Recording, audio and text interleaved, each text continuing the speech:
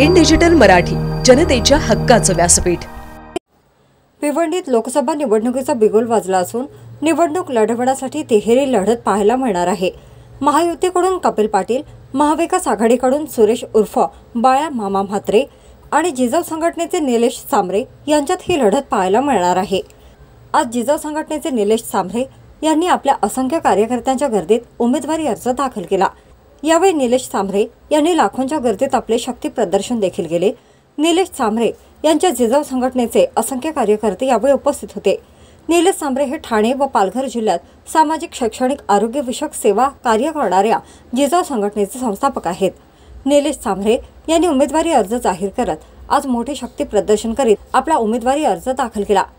विक्रमगड तालुक्यातील झडपोली येथून सकाळपासून ठिकठिकाणी देवदर्शन करीत भिवंडीत दाखल झाल्यानंतर भारतरत्न डॉक्टर बाबासाहेब आंबेडकर यांच्या पूर्णाकृती पुतळ्यास तसेच छत्रपती शिवाजी महाराजांच्या अश्वारूढ पुतळ्यास पुष्पहार अर्पण करून छत्रपती शिवाजी महाराज चौक या ठिकाणाहून भव्य अशा रॅलीचे आयोजन करण्यात आले होते।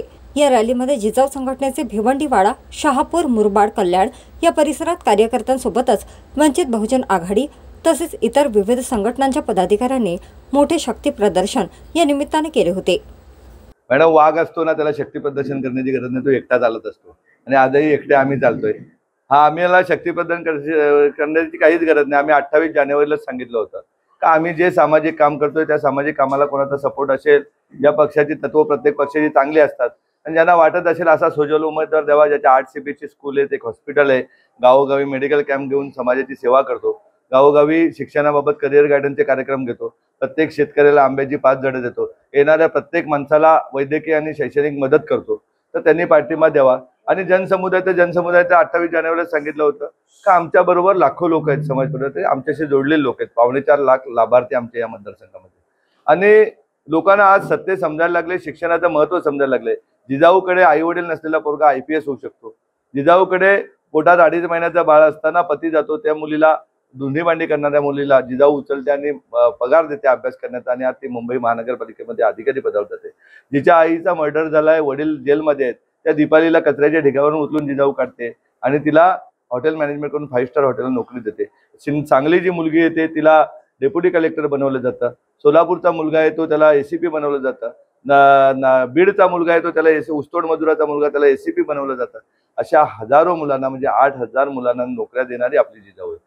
जवळजवळ 1.5 लाख भगिनींना रोजगार देणारी आपली जिजाऊ, का जिथे शिवण क्लास, मेहंदी क्लास, जेवण बनवण्याचे classes, English speaking, personality development, रिक्षा चालवण्यापासून, दुकानापासून, ज्याप्रमाणे परप्रांतीय बांधव दुकान चालवते पण दुकानं चालवण्यापासून सर्व व्यवसाय देणारी आपली जिजाऊ आहे। आणि लोकांचा उत्स्फूर्त प्रतिसाद आहे, लोकांनी बघितलेले गेल्या 76 वर्षामध्ये। आता परवा एक फॉर्म भरला जातो आणि 3 तारखेला एक फॉर्म भरला जातो। त्यांचे नेते पदावर असताना भिवंडीसाठी काय केलं हे लोकांना आज कळतंय। टोरंटोचा इतका गहन विषय असताना इथल्या लोकप्रतिनिधींनी टोरंटोला हाताशी धरलं आणि 250 कोटी रुपये टोरंटोला माफ मुख्यमंत्री महोदयांना करायला लावलं। इथल्या भिवंडी शहरामधल्या झोपडपट्टीमध्ये कधी जाऊन बघा का माणसं राहतात का, किती प्रचंड दुरावस्था आहे। माझी कळकळीची विनंती त्या दोन्ही नेत्यांना 2 आणि 3 तारखेला येणार आहे का भिवंडी शहरात तुम्ही शांतीनगर, गैबीनगर किंवा इकडनं खाडीपारच्या परिसरामध्ये जरा भेट द्या, व्हिजिट द्या, बाजूच्याच इंदिरा गांधी हॉस्पिटलला भेट द्या। नक्की मत मागण्याचा आपल्याला अधिकार आहे का? आपण ज्या उमेदवाराच्या नावाने मत मागतो त्या उमेदवाराच्या नावाने मत मागण्याचा अधिकार आहे का? हे अभ्यासाची आज गरज आहे, कारण ज्या उमेदवारांनी कुठलंच काम केलेलं नाही त्यांच्यासमोर आमची स्पर्धा हा विषयच नाही। आम्ही वन साईड निघून जाऊ, आम्हाला जेवढी मतं पडतील त्याच्या 70% त्या दोन्ही उमेदवारांना मतं पडणार नाही याची गॅरंटी मी देतो, दोघांना मिळून। या भिवंडी शहरामध्ये 25 लाख भगिनींना रोजगार दिलेले आहे। या मतदारसंघामध्ये देशाच्या इतिहासातली पहिली निवडणूक होते का जे निवृत्त कर्मचारी तेही गावोगावी स्वतःच्या खर्चाने फिरतात प्रचारासाठी। आमच्या भगिनी शहरात म्हणा, ग्रामीण भागात म्हणा, मोठ्या प्रमाणामध्ये अगदी कसाऱ्यापासून, जव्हारच्या बॉर्डरपासून, टोकावड्यापासून तर अगदी अंजूर देव्यापासून, खारबावपासून सर्वकडच्याच भगिनी बाहेर पडलेल्या आहेत। आज बघायला गेलं तर उदाहरण आहेत अनेक सांगण्यासाठी। अंजूर दिव्याच्या बाजूला अंजूर गाव, तिथल्या एका विद्यार्थ्याचं वडिलांना कॅन्सर झाला म्हणून शिक्षण थांबलं होतं। ते शिक्षण MBBSचं शिक्षण पूर्ण करण्याचं काम जिजाऊने केले। त्याच्याच बाजूचा गावाचा पेशंट ज्याचा कॅन्सर झाला होता त्याला बरं करण्याचं काम जिजाऊने केले। या शहरातले जवळजवळ 19,000 नागरिकांचे शस्त्रक्रिया आपल्या जिजाऊने केले। त्यामुळे समाज मोठ्या प्रमाणात आपल्या बरोबर आहे। 1.5 लाख नागरिकांना डोळ्यांच्या शस्त्रक्रिया आपल्या जिजाऊच्या माध्यमातून मोफत झालेल्या आहेत आणि जिजाऊबद्दल लोकांचा विश्वास आहे। जिजाऊने एक जाहीरनामामध्ये 25 CBSE शाळा या लोकसभा क्षेत्रामध्ये निर्माण करते आणि 2 CBSE शाळा ज्यामध्ये ज्युनियर KG पासून तर PG पर्यंत संपूर्ण शिक्षण मोफत देण्याचं काम आपले जिजाऊ करणार आहे।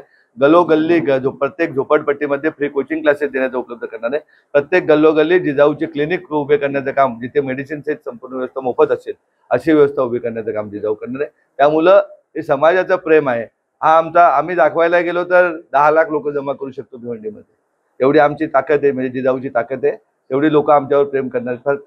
फक्त एका व्हॉट्सअप SMS वरती एवढी लोक आली होती आणि मोठ्या प्रमाणात समाजाचं प्रेम आहे।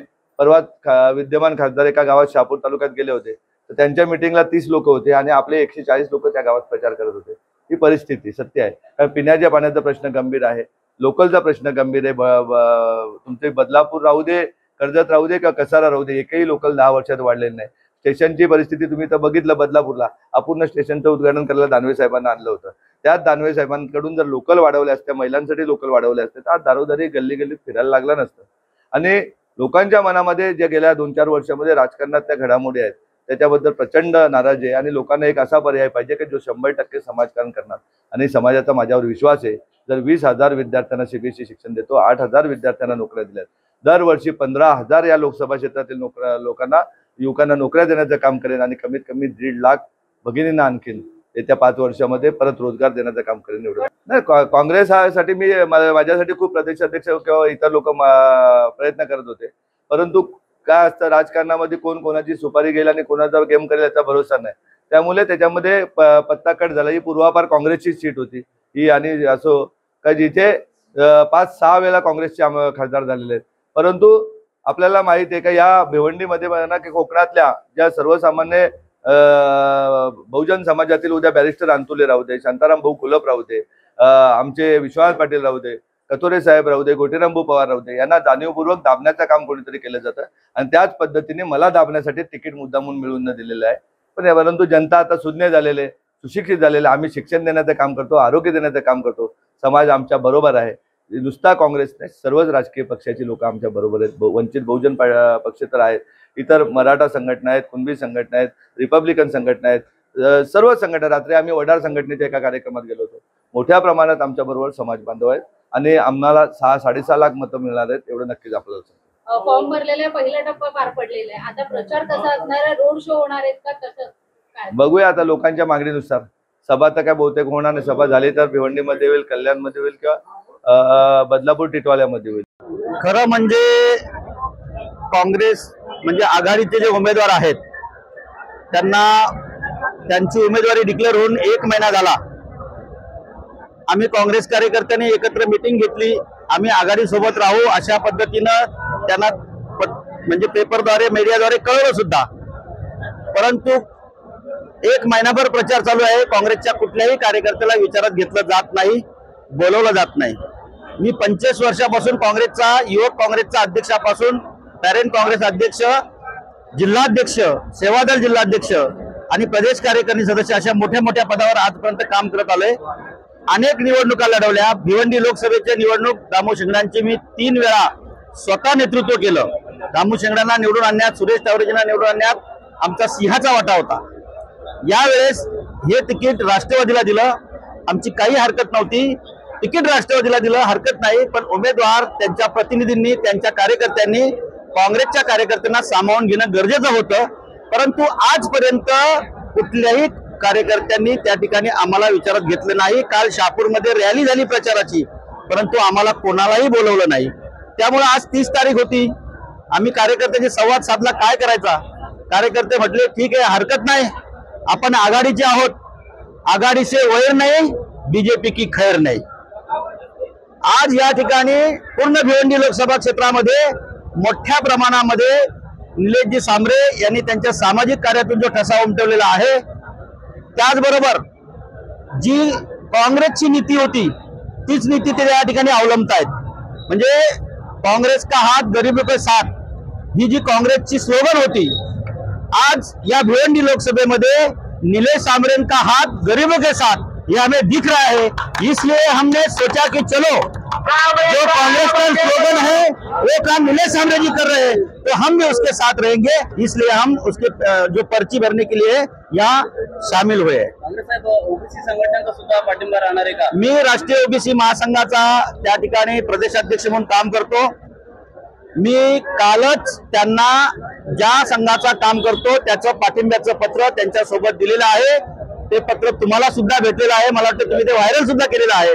त्यामुळे आता इथे वेगळं सांगायची गरज नाही। ओबीसी 65% वरती या तालुक्या जिल्ह्यामध्ये आहे आणि ओबीसी मोठ्या संख्येने त्यांच्या पाठीशी राहील, याच्यात काही शंका नाही। उघडपणे निलेश तांबरेंना पाठिंबा देत आहे। उघडपणे निलेश आता इथं आलोय म्हणजे उघडपणे देतोय ना। महाविकास आघाडीचे जे उमेदवार आहेत बाळामामा, त्यांना त्यांच्या प्रचारात सामील मी तुम्हाला काय सांगितलं की आघाडी से वैर नाही, बीजेपी की खैर नाही, आमचं त्यांच्याशी वैर नाहीये। मग त्यांच्या प्रचारात सामील होणार की आता आम्ही इथं सामील झालो, त्यांच्या प्रचारात कसे जाणार? इथं सामील झालो ना।